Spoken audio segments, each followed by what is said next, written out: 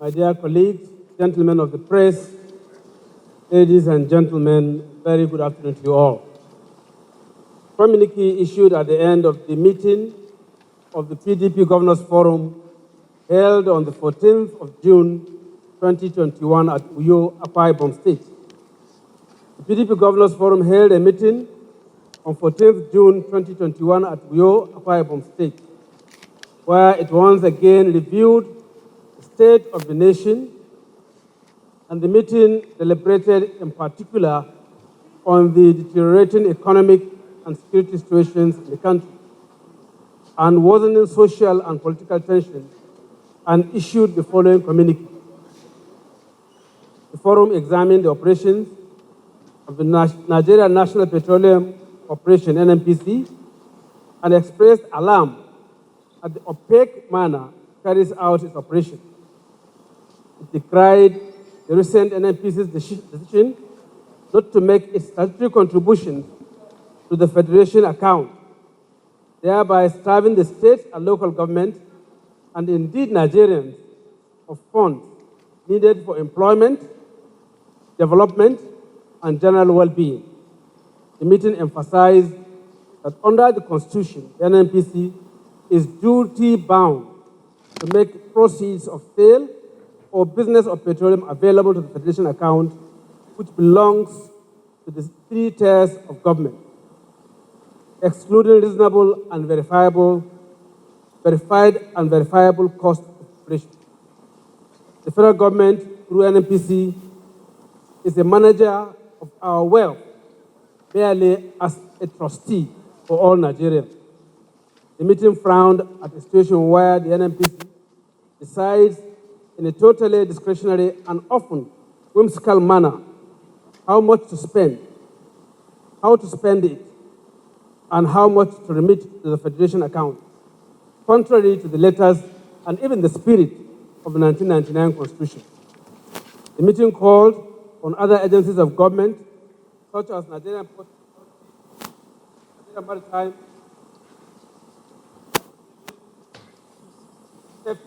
the agency, the MASA, Nigerian Communication Commission, NCC, Federal Inland Revenue Services, Customs and Excise, and similar organizations that are statutorily required to make contributions into the Federation account to do more. The federating state should, going forward, now have a say in the determination of operating costs to ensure transparency and accountability. The meeting called for urgent steps to reverse these ugly trends in our practice, democracy, constitutionalism, and federalism. PDP governors also expressed deep concerns on the operational system and methods of the Central Bank of Nigeria, CBN. Viewed with regrets, the CBN is operating as an independent government within government, which is a perversion of the autonomy of the bank. A situation where CBN creates money, decides how much of it to spend, on what to spend it on, without any form of controls or supervision, is patently subversive of our constitutional order. It has become not just a Leviathan, but also a Father Christmas of some sort, dabbling into every sphere and scope of governmental activity, not just as a lender of last resort, but as a full executing agency of government. The meeting observed that the CBN has become such an octopus that it threatens state governments publicly without decorum about sanctions on any attempt to question its modus operandi. CBN to take immediate steps to halt the depreciation of the naira. PDP governors frowned at the rising and seemingly uncontrollable debt profile of Nigeria, with over 80% of normal appropriation at the national level spent on debt servicing. All the gains of the PDP government under Olusegun Obasanjo, PCFR, where Nigeria exited its foreign debt obligations, has been destroyed. Borrowing for frivolous items, such as funding of the Nigerian Television Authority, is scandalous. Money should only be borrowed for productive purposes, as Nigeria's current debt of over 36 trillion naira is becoming clearly unsustainable relative to our earnings and GDP. We should not saddle incoming generations with undue debt burden. The borrowing spree of the APC administration, if unchecked, will certainly lead Nigeria into avoidable bankruptcy.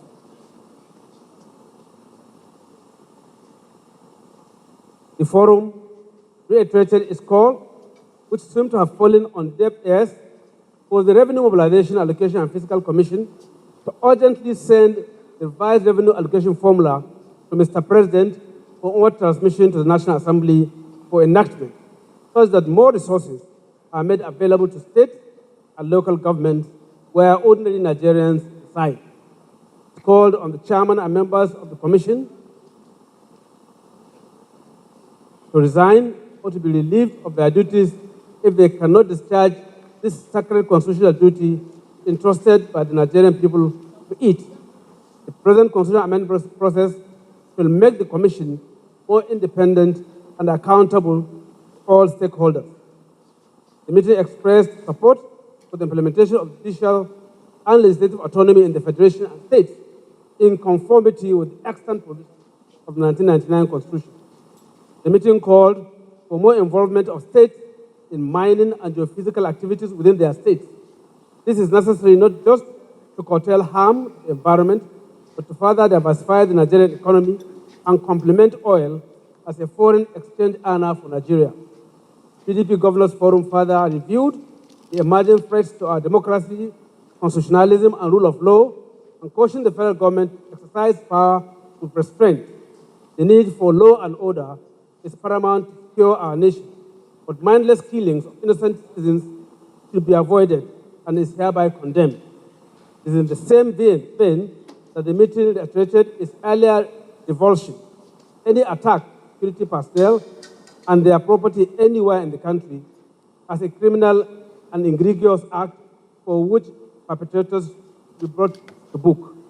The meeting examined suspension of Twitter from operating in Nigeria and condemned the personalized reasons given for the action. The mere ego of Mr. President is not enough for such a drastic action that deprives millions of Nigerians from such an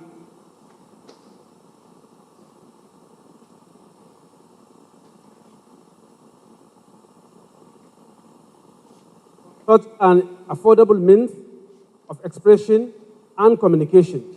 We hope that this is not a harbinger or early warning sign of descent into dictatorship.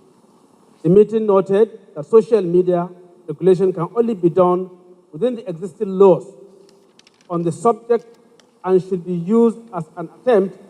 be used as an attempt to punish or gag Nigerians from enjoying constitutionally guaranteed rights. Nigerian youth do not have adequate access to employment, and a lot of Nigerians rely on Twitter for their livelihood, businesses, and self-employment. This will further worsen Nigeria's 33% unemployment rate, which is the highest in the world, improve Nigeria's ranking as the country with second highest poverty rate in the entire world, all of which happened under APC's unfortunate stewardship. The meeting consequently requested Mr. President to review the suspension of Twitter operations in Nigeria in the national interest. The meeting further called on the APC-led federal government to think outside the box and find solutions to the challenges facing electricity supply in Nigeria, as the current system is certainly not delivering power needed for Nigeria's rapid industrialization.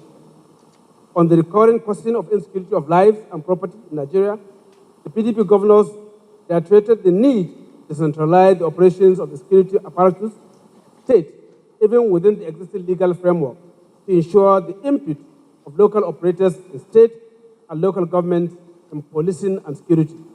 It lamented the fact that Mr. President seemed not to be aware that the coercive instrument of state security is firmly within his hand and not governors, considering his recent media interview on the subject. The meeting reminded Mr. President that he has ultimate authority under the Constitution over security organizations, even though the states have a role to play. Cooperation and synergy between states and the federal government in security operations is critical in securing Nigeria. In any case, even though police is exclusive list, the states, as a practical matter, spend huge sums of money to support the security agencies to carry out their duties. The need for an appropriate legal framework to involve the states in policing has become even more urgent by the day. To this end, we reiterate our earlier call for the National Assembly to expedite action in passing the Electoral Act and constitutional amendment to ensure the structuring and decentralization of governmental powers and functions. The meeting extolled the virtues and achievements of His Excellency, Mr. Udom Emmanuel, Governor of Akwa Ibom State, our chief host. They noted that he has brought prudence, innovation, and competence in the management of state resources with major landmark projects and interventions. Thanked him for being a wonderful host and indeed a great partner. Thank you very much.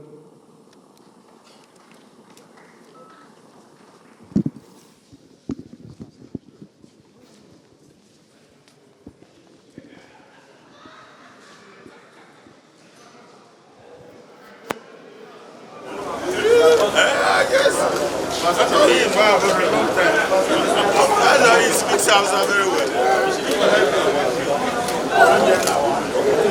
well.